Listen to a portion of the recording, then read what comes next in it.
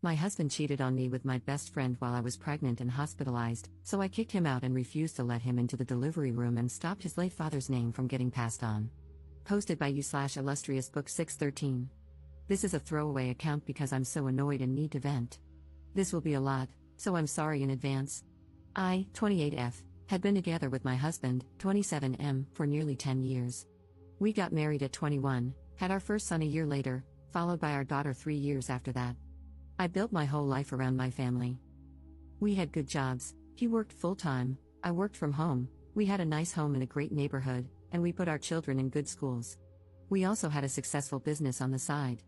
I thought we did everything right. My best friend, since middle school, lived close by. We had our daughters around the same time, and we'd have playdates all the time. We leaned on each other a lot. I supported her when she was dealing with issues with her daughter's deadbeat father and got her in contact with a good lawyer. She supported me when I was recovering from my traumatic second birth and the depression that followed. We leaned on each other for everything. 10 months ago, I found out I was pregnant for the third time. I was really uneasy about it because of my traumatic experience the second time. My husband and I had both agreed we were done after our 2 children. I considered termination, but my husband insisted we keep the baby. I was still uneasy about the pregnancy and borderline miserable for the next 6 months. I was diagnosed with hyperemesis gravidarum and was throwing up 20 times a day for 6 months straight. I lost a ton of weight, had to stop working, and was frequently hospitalized due to severe dehydration. My husband stood by me and showered me with attention, for which I was so grateful. He cut down his hours at work to take care of me, the house, and the kids. My best friend frequently came to our home to check on me and help with the house. By the time I hit 6 months, the hyperemesis gravidarum had decreased a lot, and I was almost back to myself. One night after a movie night with my family, my husband and I were getting ready for bed. He fell asleep right away, and I quickly checked on the kids before climbing into bed. His phone was vibrating like crazy, so out of genuine curiosity, I unlocked it. We used to do this a lot when we were younger, so I didn't think too much of it. I was already sitting in bed. I saw frantic spam messages from my friend. One of them said, "Please come over, I need you." Another said, "I know I shouldn't be messaging here, but I miss you, and come over when she's asleep." I think I sat there in a daze for nearly 5 minutes.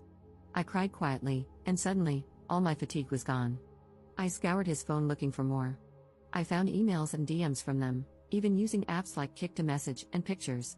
But the worst part was finding out that my husband had left me in the hospital with my mother one time while he went back home, where my kids were being babysat by my friend, and got intimate with her in our bedroom, with our kids in the house.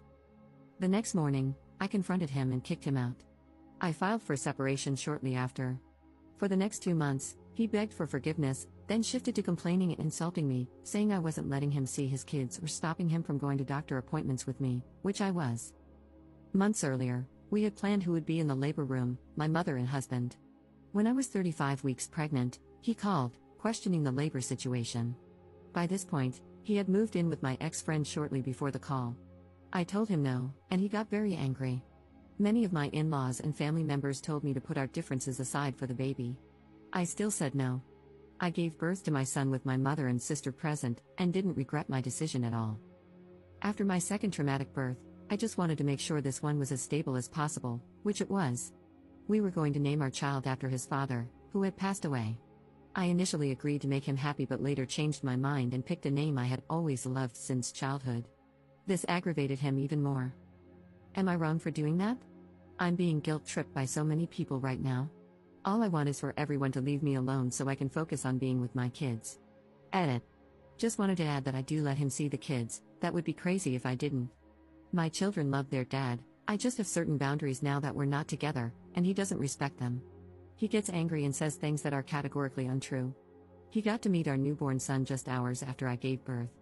Update 11 months later. So, I'm back after nearly a whole year. I completely forgot about this post because I've been so wrapped up in other things. My baby just turned 1 today, and after celebrating his birthday and Christmas with my kids, it finally hit me, this is my new reality. First off, my ex-husband and I finally went through with the divorce proceedings. I had been holding off during my pregnancy and early postpartum period to avoid added stress and to carefully plan for my children and myself.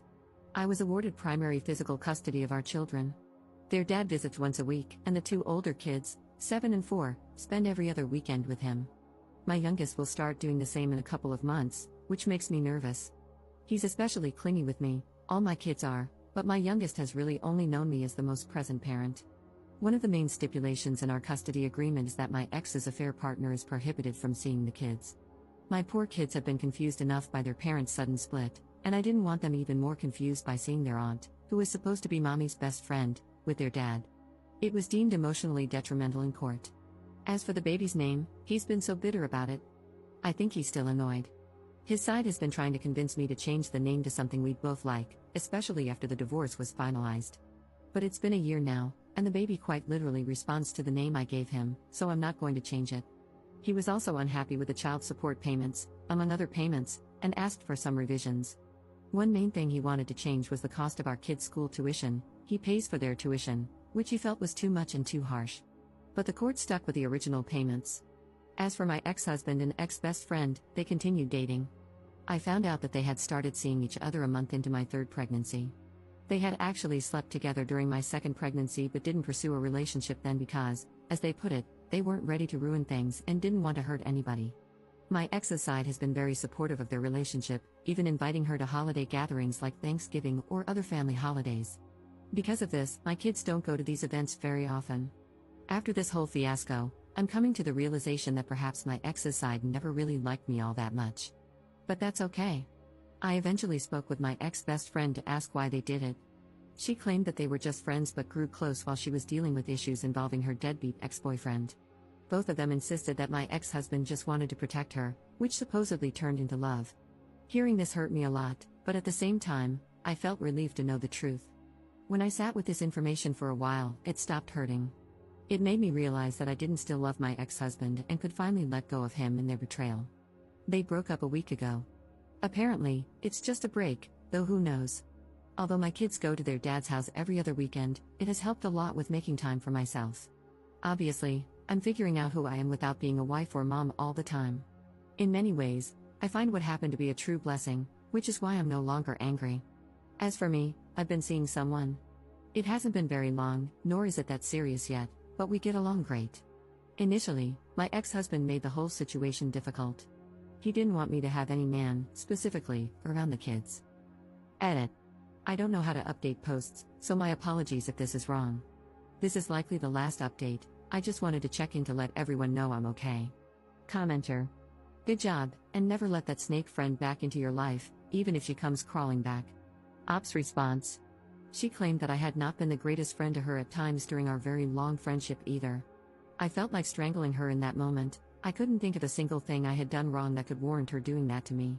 But it is what it is.